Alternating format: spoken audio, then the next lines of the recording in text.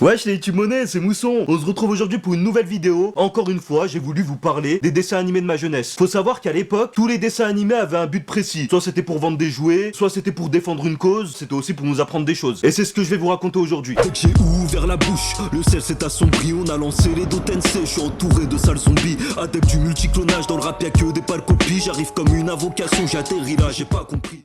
Comme d'habitude, je vais essayer de vous placer des génériques, des extraits, etc. Mais comme en ce moment on se fait violer par YouTube, peut-être je serai bloqué et je vais devoir diminuer les choses. Pour commencer, je vais vous présenter un dessin animé qui est dispo sur Netflix dans la section jeunesse. Si vous avez des enfants, faut pas passer à côté. Je vais bien sûr parler du Bus Magique. Comment vous résumer le délire? Le Bus Magique, on va suivre les aventures d'une classe de primaire, si je me trompe pas, qui ont une prof un peu perchée, elle s'appelle Mademoiselle Bientête, qui est propriétaire d'un bus magique comme son nom l'indique. Le bus magique, il a des super pouvoirs, donc il peut rétrécir, il peut transformer les gens en animal, il peut faire plein de choses. Je vous ai posé les bases, mais en fait tout ça là, tout cet univers, c'était juste un prétexte pour nous faire découvrir le monde. Dans chaque épisode, si mes souvenirs sont bons, on avait l'un des élèves qui avait une problématique particulière. Pour la résoudre, fallait trouver une solution dans les bouquins ou dans la science. C'est là que le bus magique arrivait justement pour nous faire découvrir la vie. C'était le prétexte exact pour nous faire découvrir comment ça fonctionne un appareil photo, comment ça fonctionne une personne qui tombe malade, quand tu vas sur Mars, ce qui peut se passer, etc. Justement, il y avait un épisode dont je me rappelle, il y avait Carlos, un pélo de leur classe qui tombait malade, je crois, et derrière le bus magique, il prenait la taille d'une cellule et il embarquait toute la classe dans le corps du pélo pour pouvoir découvrir comment ça fonctionne les anticorps, comment l'estomac il digère, on passe dans l'œsophage, on passait même dans l'anus, hachek. Et là en gros t'avais une image du fonctionnement du corps humain dans le global. Grâce à ce dessin animé, j'ai appris plein de choses. Deux points que je voulais aborder avec vous dans le dessin animé, un point fort et un point faible. Le premier c'est il y avait Carlos, c'était Nav le clown de la classe. Sauf qu'il avait un putain d'humour claqué, moi il m'insupportait. À la fin des épisodes, t'avais toujours une partie où ça te donnait un numéro du bus magique, tu pouvais appeler le standard en mode pour te renseigner sur l'épisode, et si t'as des questions niveau science, et ben ils pouvaient te répondre. En gros, tu vois, c'était dans le dessin animé, ça veut dire que c'était des gens fictifs qui appelaient, à qui le pélo du standard y répondait. Et moi, je croyais que c'était un vrai pélo. Ça veut dire des fois, j'essayais d'appeler en PCV pour ceux qui connaissent, mais j'ai jamais eu personne. Si vous avez des enfants entre 5 et 10 ans, ou que vous-même vous avez entre 5 et 10 ans et que vous passez par ici, allez sur Netflix et allez regarder cette petite série sympa.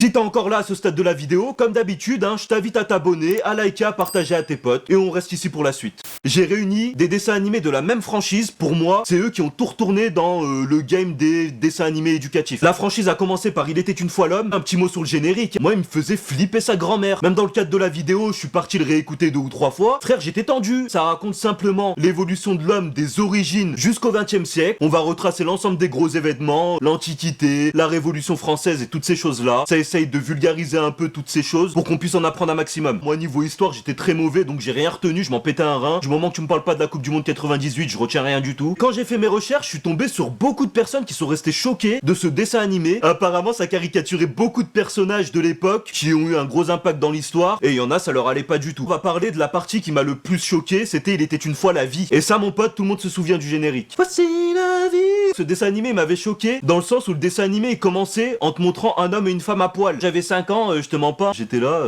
ouais, ils vont faire quoi à poil en fait? Ils vont jouer au foot? Là, on étudiait le corps humain en long et en large. On te montrait comment ça fonctionne une infection, si tu te coupes le bras, comment ça guérit, une personne qui a le cancer, comment ça fonctionne dans le ventre, toutes ces choses-là. Pour finir, ils ont sorti Il était une fois les découvreurs. Et là, comme son nom l'indique, on découvrait les inventeurs de l'électricité, du tacos, de Mousson TV. En gros, tu découvrais tous ceux qui avaient inventé tout ce qui fait le monde aujourd'hui. Je vais pas rentrer plus dans le détail parce que toute la franchise, elle suivait le même fil conducteur. C'était Mousson, on arrive à la fin de la vidéo, j'espère qu'elle t'a plu. Si c'est le cas, comme d'habitude, tu t'abonnes, tu likes, t'actives la cloche des notifications, t'invites tes potes et surtout, tu me rejoins sur tous les réseaux sociaux. Mousson TV, Mousson TV, Mousson TV. Allez, ciao!